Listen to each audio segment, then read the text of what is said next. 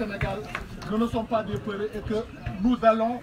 entrer dans la bataille à partir de Mérina Dakhar. Voilà notre position et nous sommes très contents. Nous faisons un appel à tous les patriotes, nous faisons un appel à l'ensemble des gens de valeur du Sénégal de venir rejoindre la coalition de Khalifa Sall. Nous remercions toutes les femmes qui se sont déplacées, nous remercions tous les hommes qui sont déplacés, qui sont venus de partout.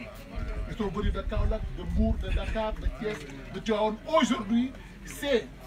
la coordination régionale de Thiès, départementale de Tivaouane et la commune de Mékhé et de Mérina Dakhar qui aujourd'hui démarre la campagne effective de Khalifa Sall pour être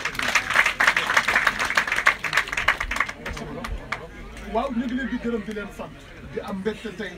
di dalal Sénégal ñu ngi fii ci Mérina Dakhar et quand on dit bu ñu wax Mérina Dakhar ñu ngi ci xolu Kajoor fii la ñuy lancer campagne Khalifa Sall pour yóbbu ko à la présidence dañu ko bëgg a def comme ni ñu defoon président du Ghana en 1958 président du Ghana Kwame Nkrumah dañ ko jëlee kaso yóbbu ko pare ñun loolu ñu bëggal Khalifa Sall jëlee ko kaso ba yóbbu ko pare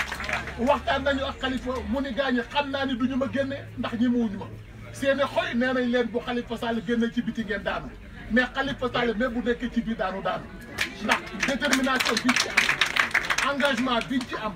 ànd ak Sénégal ànd ak ñëpp ñi nga xam ne gëm nañu Khalifa Sall te Khalifa Sall nag ñu bëgg ko wala ñu bañ ko moom la yàlla def ci xolu Sénégalais yi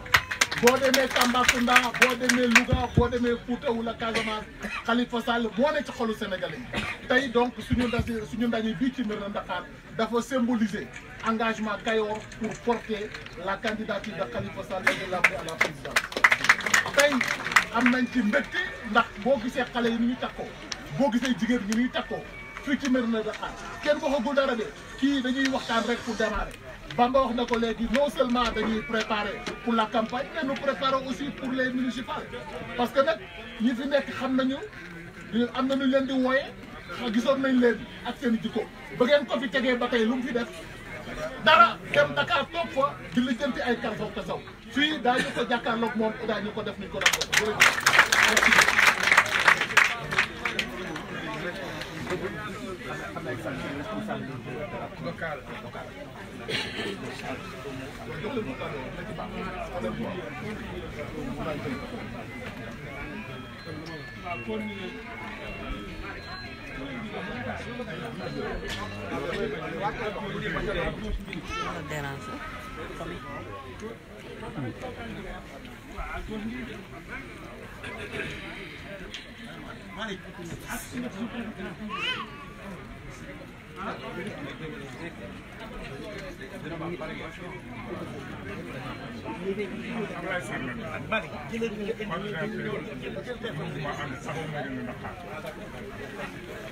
sant ñi nga xam ne ñoom laa ko bokkal ñëpp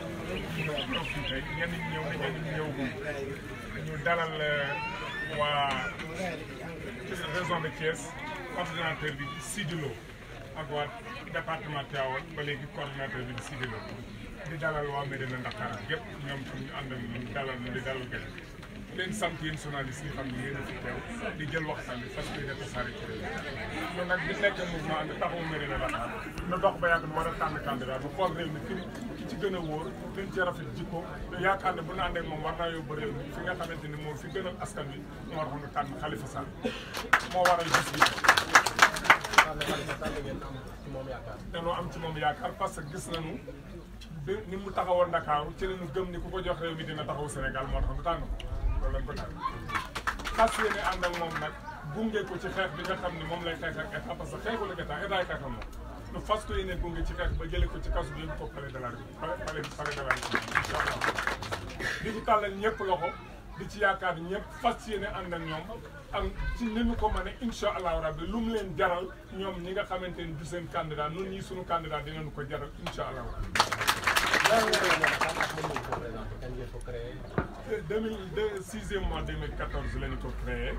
mouvement ànd taxawu Mérina Dakhar bi dëkk yëpp àndandoo ñi nga xam ne am nañ lu ñuy bañ bi ñu àndandoo ñoom ñëpp loolu la ñu bëgg a taxawal première réunion ba man fekkiwu ma ñu woo ma wax ma ko deuxième réunion ma ñëw fii la amee ci Mérina Dakhar ñu ni dañoo préparé pour def assemblée nationale tànn coordinateur bi nga xam ne moo koy coordonné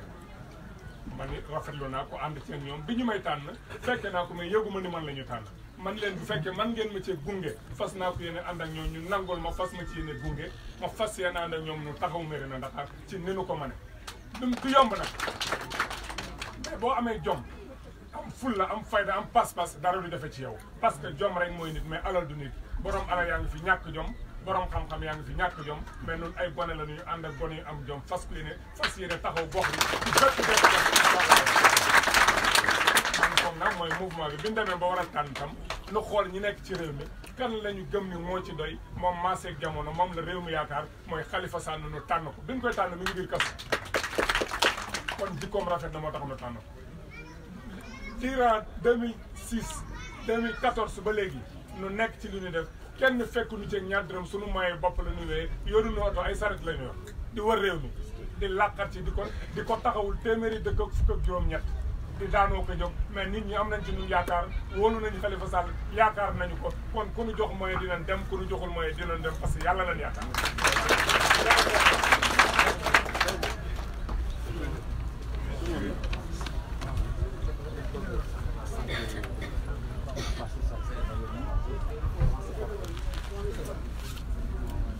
Je vous remercie.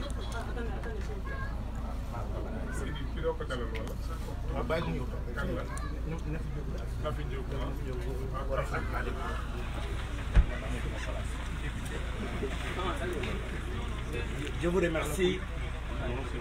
pour faire un peu la genèse de ce qui nous réunit aujourd'hui.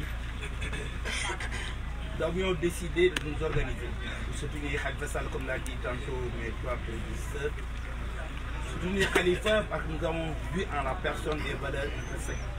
des valeurs de solidarité, d'amitié, de fraternité, de générosité. Et aujourd'hui, dans le Cayor, le Parti socialiste auquel nous avons donné notre jeunesse et où nous avons milité tout jeune jusqu'à présent, est totalement absent de la scène politique. Et je peux dire même que le Parti socialiste est complètement mort dans le Cayor. Nous avons décidé, nous qui réclamons de Khalifa Sall, de rebâtir ce parti dans le Cayor.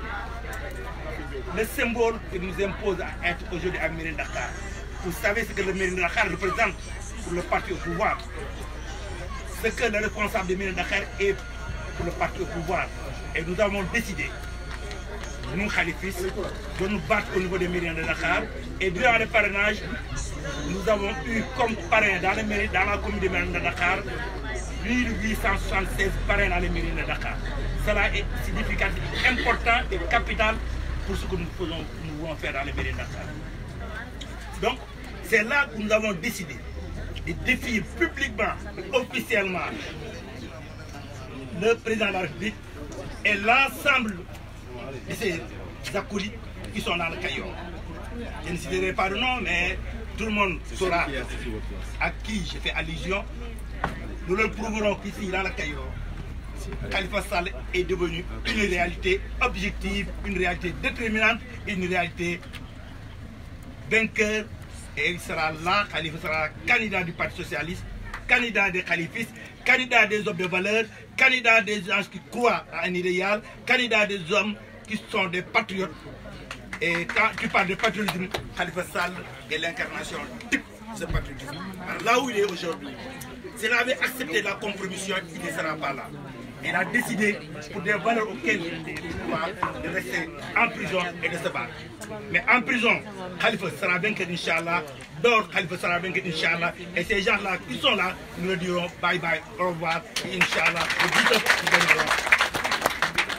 Voilà donc la séquence de ce que je voulais dire par rapport à la manifestation d'aujourd'hui. Et nous saluons la présence de celui qui est le parrain de cette manifestation, le maire Ahmadou Bamba Fall, maire de la ville. Accompagné d'une forte délégation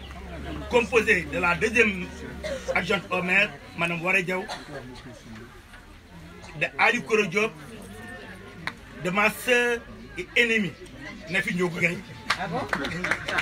Nafi Ndiogou Gaye, qui est la déléguée régionale de Kaffrine et qui est une valeur sûre du parti et une valeur sûre de Khalifa Sall. Il y a aussi notre épouse. Quand on se réfère à Madame Mbaye, on se réfère à la valeur du Parti Socialiste et à Feu Babacar Mbaye.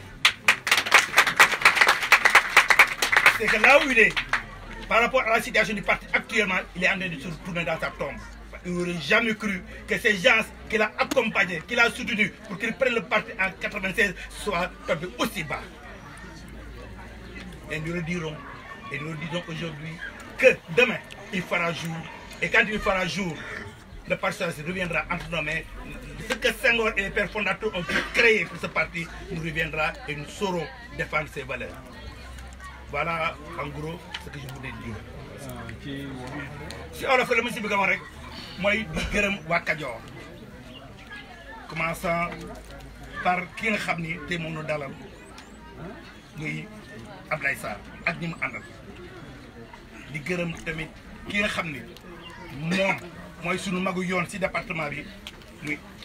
Alioune Badara Badiane. Alioune Badiane. Di gërëm tam Bamba Fall bi nga xam mooy pare manifestation bi ak mboolem ñu mu àndal di ma jiital ci Nafi Ndiogu mi toog sama wet di sunu wëlëri di doomu ndeyu Khalifa Sall pire Waré Diop bi nga xam ni mooy deuxième adjointe au maire de Dakar Ali Kourou bi nga xam ne moom ak Khalifa suukar ak ndox la ànd naan war a ànd tuur ñu àndoo ensemble bàyyi seen yitte yëpp ñëw Kajoor fekk si ñu ba ñëw Kajoor fekk si ñu ànd ak région bi yëpp ñëw Kajoor fekk si ñu Kajoor gi ñu fekk si mi Mérina Dakhar lu waral Mérina Dakhar bi tànn ko ñëpp xam na ne Mérina Dakhar li muy symboliser si parti bi nekk si réew mi ki fi nekk lu muy symboliser si parti bi nekk si réew mi pour wan borom réew bi ni ko boole fu mu aw fu mu daay dana fa takk moo tax jëw ba Mérina Dakhar woote fi daje Khalifa Sall bi fi pré campagne bi pour ko da nga Mérina Dakhar lan bàyyi wax dama ne feneen fu mu mën di doon si région bi si département ak si Sénégal fu mu daan fa ànd daan fa taxu daan wan ni Khalifa Sall moo ne si xolu nit ñi fii di Mérina Dakhar noo gën a yéex a départ si parrainage bi mais ñaari junni yi banqué lañ fi am si ay parrainage loolu nag dafa naa ne war na am lu mu bàyyi si xelu Macky Sall ak ñi ki fi nekkal ku yaakaar ni Khalifa Sall daay na xamoo de xew yow moom yaa daay ensemble nous nous battrons pour que Khalifa Sall et les idées auxquelles il croit triomphe incha allah. donc am yaakaar am gëm-gëm ni Khalifa Sall mi ñu àndal ak suñu rakk yi ñu àndal mi ñoom Bamba Fall seen gëm-gëm ak seen yéene seen jikko seen bëgg réew mi incha allah dana si àndandoo ensemble dekk seen ginnaaw jàppale leen ba li ñu yéene si réew mi yàlla mottali ko si ginnaaw si Khalifa Sall nekk suñu candidat am ndam nu muurloo ko Sénégal muurloo ko damay ñaan yàlla rek yàlla na Sénégal muurloo Khalifa Sall muurloo Sénégal wa salaam. Ore. Non, fii sa place nga ne man sama place nekk nii. Non. Yow yaa sama patron.